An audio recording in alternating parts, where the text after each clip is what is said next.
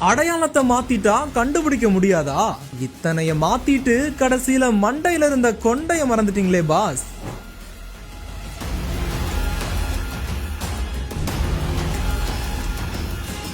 ஆட்டோவை திருடி இரவோடு இரவாக அடையாளத்தை மாற்றியும் போலீசிடம் சிக்கியது எப்படி?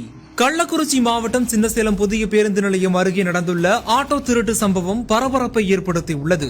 ஆட்டோ ஓட்டுநர் சொக்கன் என்பவரிடம் வாடகைக்கு ஆட்டோ கேட்ட அருண்குமார் என்பவர் ஆட்டோ ஓட்டுநர் சொக்கன் சில்லறை மாற்ற சென்ற நேரத்தில் சாவியுடன் நிறுத்தப்பட்டிருந்த அவரது ஆட்டோவை நேக்காக திருடி கொண்டு தப்பி சென்றுள்ளார். இதனையடுத்து ஆட்டோ உரிமையாளர் சொக்கன் கொடுத்த புகாரின் பேரில் சின்னசேலம் போலீசார் சிசிடிவி காட்சிகளை ஆய்வு செய்து சங்கராபுரத்தில் ஆட்டோவை பறிமுதல் செய்துள்ளனர்.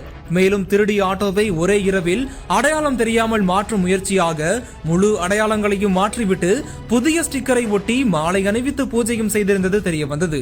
ஆனால் வாகன பதிவு எண்ணை மாற்ற மறந்ததால் திருடன் அருண்குமார் போலீசாரின் விசாரணையில் கையும் களவுமாக சிக்கியுள்ளார். இதனை அடுத்து அருண்குமாரை கைது செய்த போலீசார் விசாரணை முடித்து நீதிமன்ற காவலுக்கு அனுப்பி வைத்தனர். இந்த சம்பவம் அந்த பகுதியில் பெரும் பரபரப்பை ஏற்படுத்தி வருகிறது.